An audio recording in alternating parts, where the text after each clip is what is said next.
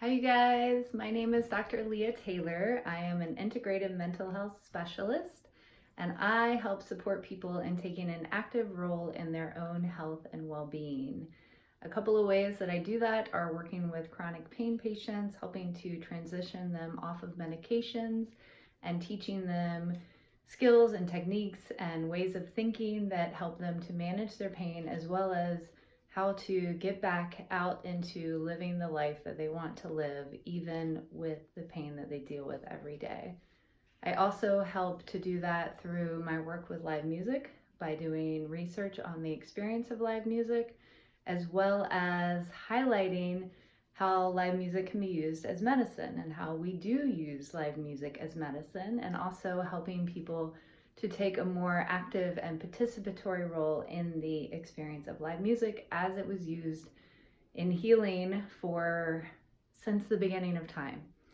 So that's a little bit about me. Today I am coming here today to give you a how-to on how to cleanse your emotional state using the emotional freedom technique, otherwise known as tapping. And before I get started, I just want to give you a couple of websites as resources that you can use after this video if you'd like to learn more about the emotional freedom technique. And one of them is EFTuniverse.com. That's put together by Dawson Church. He is a researcher who has done a ton of research on the emotional freedom technique. It's actually one of the most widely researched energy therapies that there is. So you can check out that website. And then there is another website that's put together by a brother and sister, Nick and Jessica Ortner. And that is the tappingsolutionfoundation.org. I just want to make sure that I get that one right. tappingsolutionfoundation.org. Not a short one.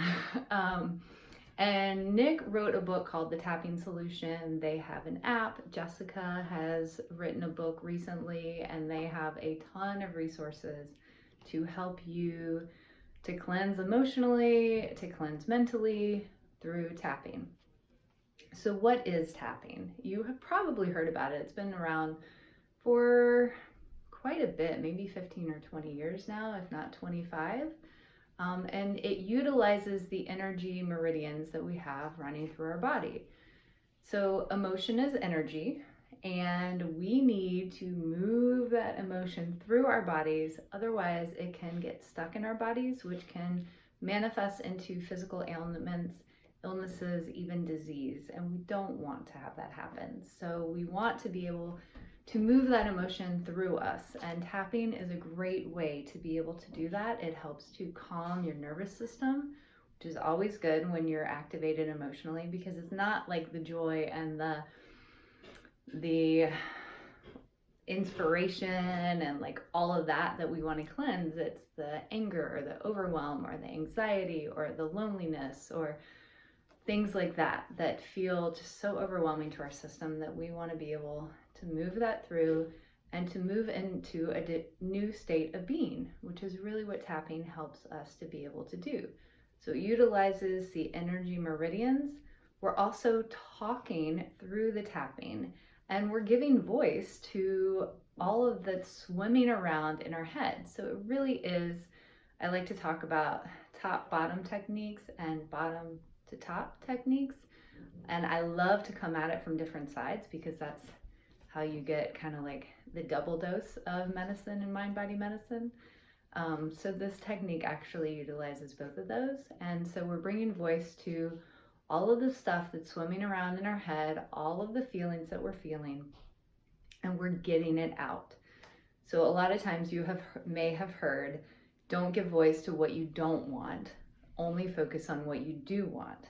So a lot of times we'll steer away from the negative, but I really love that tapping gives us an opportunity to give voice to all of the stuff that we're thinking, because it's there, it's inside of us, and it actually is really helpful to be able to move through it, to dive into what it is that we're feeling and we're thinking.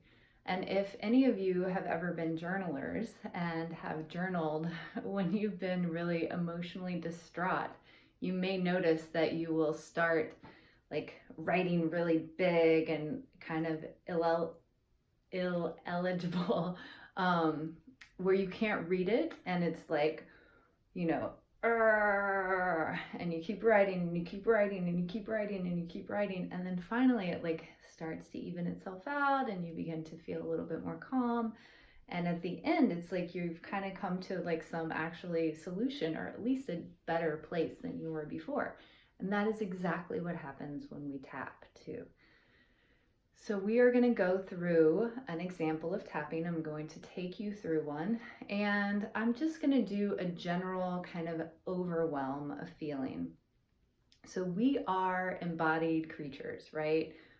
Some of us may say that we are spiritual beings having a human experience. But what does that mean? That means that we are embodied. We are in this body. And part of being in this body is having the ability to be able to feel. So not only do we get to feel that ecstatic and that joy that we feel when we're experiencing live music, but we also get to feel those lows, right? So there's the high spectrum and there's the low spectrum, and we don't get to choose which ones we feel. And as we begin to increase our high spectrum, that means that that low spectrum also increases too. And sometimes it feels really heavy, sometimes it feels really overwhelming, and that's when we need to utilize a technique like tapping to be able to cleanse ourselves emotionally so that we can come back to a state of balance, wherever that may be for you. So I'm going to show you guys the points. We're going to start with the karate chop point right here. And we're going to say our setup phrase 3 times. We're only going to do this in the beginning. And it will be something like, even though I am feeling all of this overwhelm in my body, I deeply and completely love and accept myself. So we say that 3 times. And then we move into our points. So the first point is going to be right here at the start of your eyebrow. The second one is going to be over here on the side of your eyebrow. Then we move down to underneath the eye, right there on that bone right there. Then you come down right between your nose and your lips. Then you move underneath your bottom lip. Then you come down to your collarbone. So in any of these, you can actually use both hands, or you can use one hand or the other. I'm just going to use one hand. There hasn't been any research that's shown that using both hands makes it any better. So you can choose whatever you're most comfortable with. If you feel like you want the most powerful dose and you feel like you have a belief that this is going to be better, then by all means go for it. I'm right-handed, so I'm going to use my right side. Once you come down to your collarbone, you can also use both hands, or you can just tap right in the middle or right to the side, right there on that bone. And then we're going to come over right underneath our arm, and right, if you're a woman, right in your bra line. If you're a man, just kind of directly across from your boob, right there, your nipple. And then we're going to come right here on the top. And that is our sequence. So we begin with the karate chop point. One thing I want to say about that setup phrase, if it feels like such a stretch to say I deeply and completely love and accept myself that you are not able to buy into that at all, and in fact your body kind of puts up a barrier and is like, whoa, that no way, then find something that works for you. So instead of I deeply and completely love and accept myself, you could say, I'm ready to try to love myself and forgive myself. Something like that. You want to make sure that you're able to connect with it at least a little bit. You don't want your body to already energetically put up this barrier to where it's not able to connect with it. So find something that you can say, and maybe eventually you'll be able to say, I deeply and completely love and accept myself. But you want to be able to take baby steps to get there if you're not ready to accept that right now, and that's totally fine. Meet yourself wherever you are. Let's go ahead and take 3 breaths before we start to just kind of ground ourselves in the experience of breathing in through your nose, out through your mouth, again in through your nose, out through your mouth and in through your nose and out through your mouth. So we'll say our setup phrase, and again, I'm just using this as general.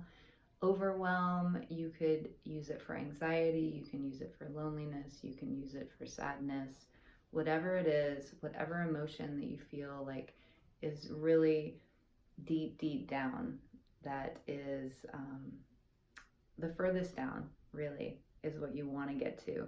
And you might not know that. You might just feel that anger that is kind of covering up a more vulnerable emotion. And then you can tap on the anger until you begin to come down a little bit further and feel into maybe sadness or disappointment or whatever it is that anger may be covering up.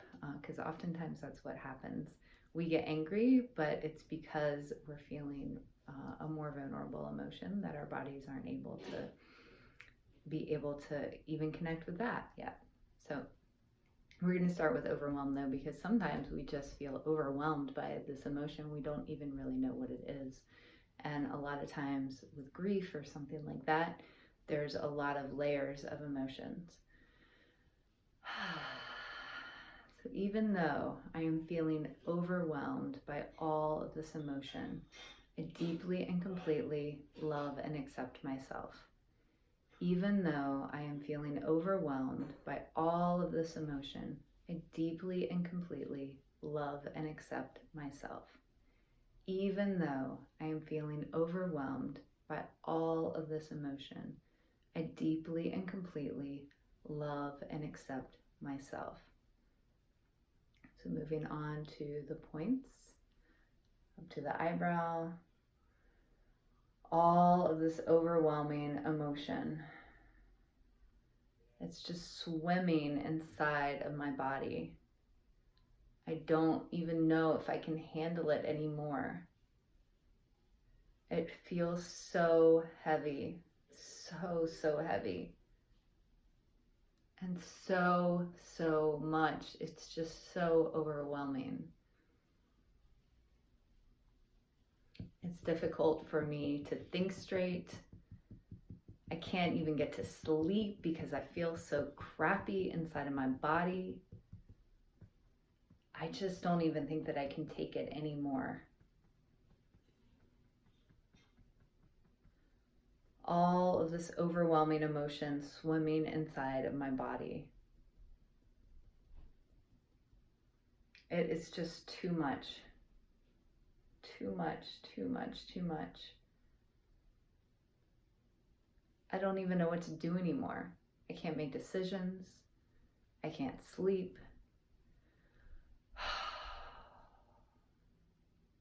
All I want to do is crawl up into a ball and just go to sleep and just forget that this ever happened. So much emotion swimming inside of me. So much. It's so heavy. And I feel like I'm all alone. I can't do this all alone.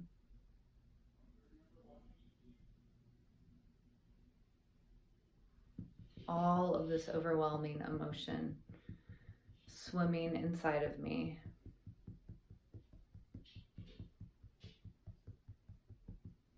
Sometimes I feel like I can't even breathe. It's so much.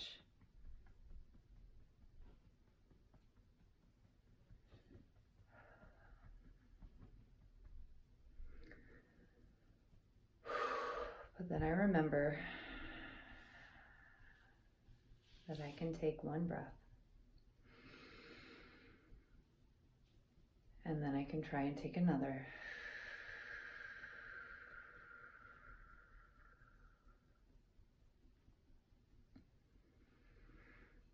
And I remember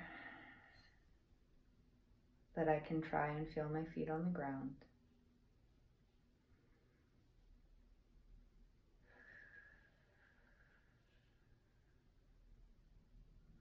That I can try and let go of those thoughts that are keeping me trapped in this emotion.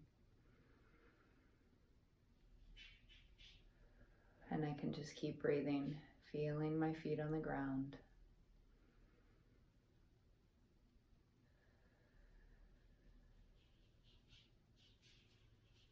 And remembering that I do have support.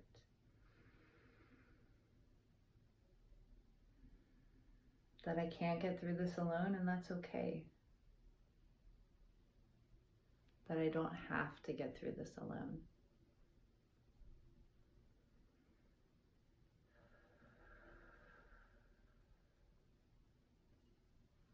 Remembering to keep breathing.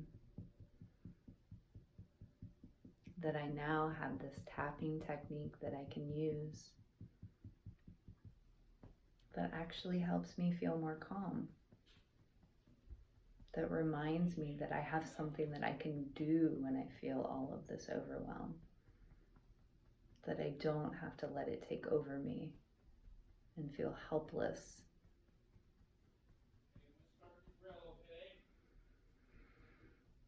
And to remind myself that I can take a breath, feel my feet on the ground, and know that I'm going to be okay. And so bringing your hand down, taking 3 more breaths, breathing in and out, and in and out, and in and out.